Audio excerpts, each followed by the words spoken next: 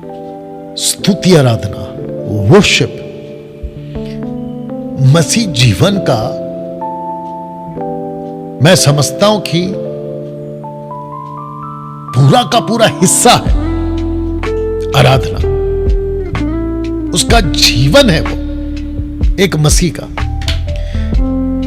आराधना का मतलब गिटार बजाना नहीं है, कीबोर्ड बजाना, ड्रम बजाना नहीं है, गीत गाना, एल्बम निकालना नहीं है। आपका जीवन ही आराधना का होना चाहिए। अभी जो मैं बात कर रहा हूं ना, ये भी एक आराधना का पार्ट है, हिस्सा है। आप जो बैठ के सुन रहे हो ना, ये भी एक आराधना का पार्ट है।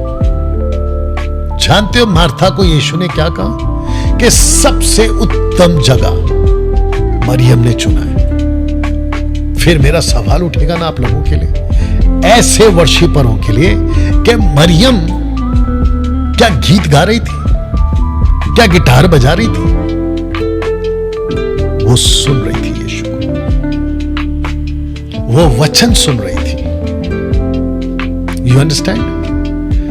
ओके, तो डैनियल भाई आप ये बोलना चाहते हैं कि हम लोगों ने गिटार, कीबोर्ड, ड्रम बिल्कुल बंद कर देना है बजाने के लिए?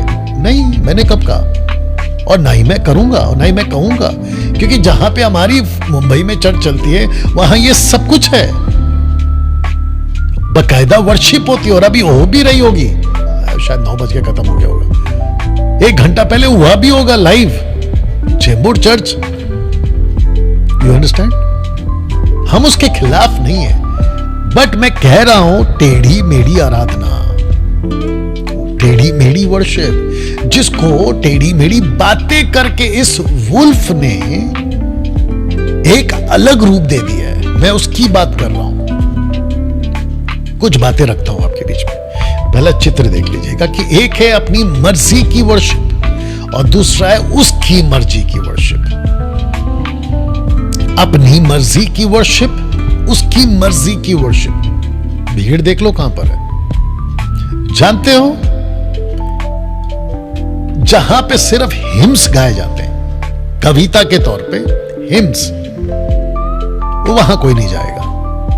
हाँ, जहां पे ढिंचैक ढिंचैक ढिंचैक, लाउड म्यूजिक, ऊपर से नीचे से धुआं, ऊपर से लाइट, और रॉक स्टार टाइप का कोई आकर गीत गा रहा है, भारी भरकम वर्शिप की टीम लगाकर, दुनिया भर के इंस्ट्रूमेंट्स लगाकर, ओहो, वहां तो जबरदस्त भीड़ आ जाएगी भैया। और बकायदा उसको जो है कुछ ऐसे नाम देकर मसीह समाज को उल्लू तक बना देते हैं कि देखा, टिकट बिक गई, 500, 200, 1000, पता नहीं जो जो टिकट बिक गई। और ऊपर से कहते क्या है पता है, एक वर्शिपर नहीं आ रहा है, 5, 6, 7 ऐसे वर्शिपर्स आ रहे हैं। अच्छा, होता वही है।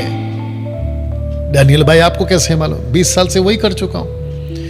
मुंबई का, भारत का लगभग जितने वर्शिपर अभी मार्केट में घूम रहे हैं, ये सब मुझे जानते हैं, और इनको तक पता है कि मैं क्या बात कर रहा हूं अभी, जो कि ये बिल्कुल मेरी बात को झुठला नहीं पाएंगे कि मैं गलत बोल रहा हूं। वही चलता है, बस सिर्फ टाइटल चेंज कर देते हैं। और अभी मैंने सुना था रूह की बारिश, गजब है भाई।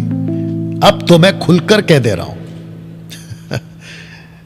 किसी का बाप रूह की बारिश नहीं करा सकता। अगर इस मुद्दे पे बात करना है ना, तो आओ, बैठो मेरे सामने, और चलाते हैं लाइव वीडियो, फेसबुक और यूट्यूब पे लाइव चलाएंगे,